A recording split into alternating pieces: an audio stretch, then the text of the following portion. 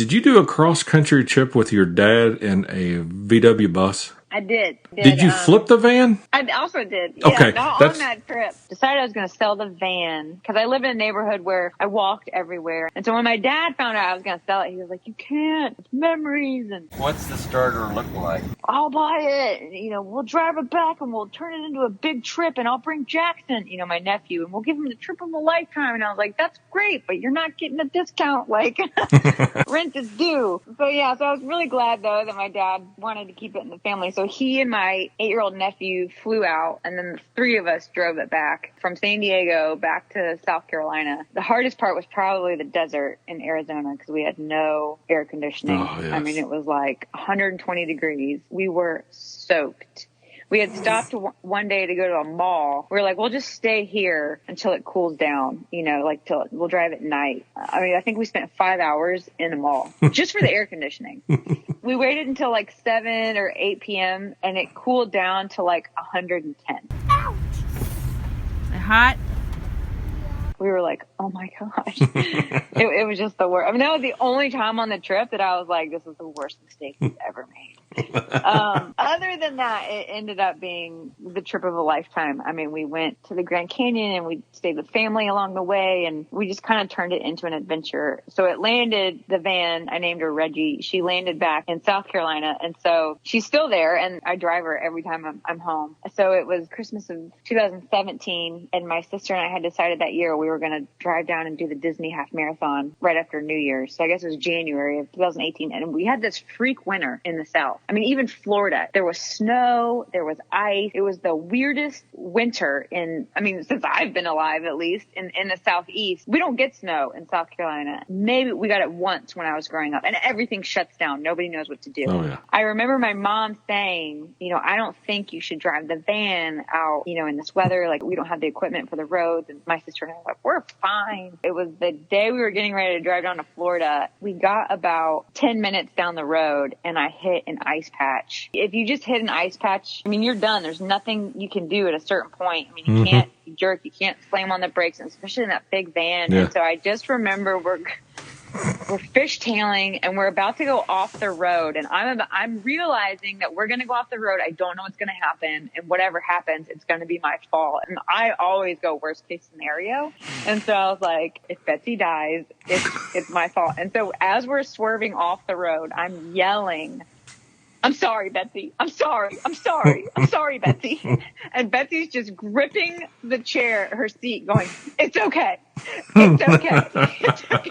So I think we both have this moment where we think we're about to reach our doom. Loud, crashing, rolling, and then all of a sudden dead silent. And then we landed upside down. So the van landed on the roof, and we were in our seatbelt, and we're both just dangling from our seats because we're hanging upside down at this point. And I just go, are you okay? And she's like, yeah. Are you okay? And I was like, yeah. Can you reach the camera? And she's like trying to dangle from her, because we just had this moment where once we realized both were okay, we were like, we need to document this. The crazy thing was, there was not a dent in that van. They were built so tough. Not a single window broke. There were no dents in the side. The tow truck actually did more damage flipping it back over than when we crashed. And even the fire department said, if you had been in a compact car, you probably would have been smushed. But because those vans back then were built, I mean, that thing is like steel. Mm-hmm.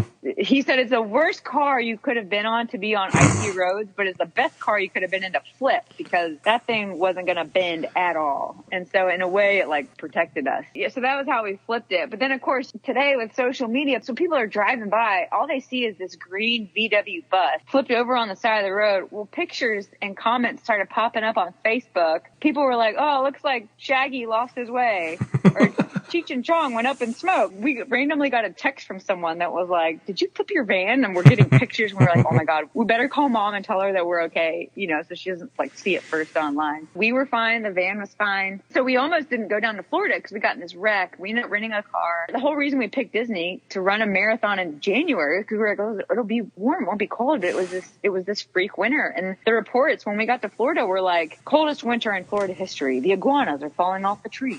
Like, That's how cold it was. The iguanas couldn't stick to the trees. Like, that's I vividly remember those news reports. Crazy part was then we did the marathon and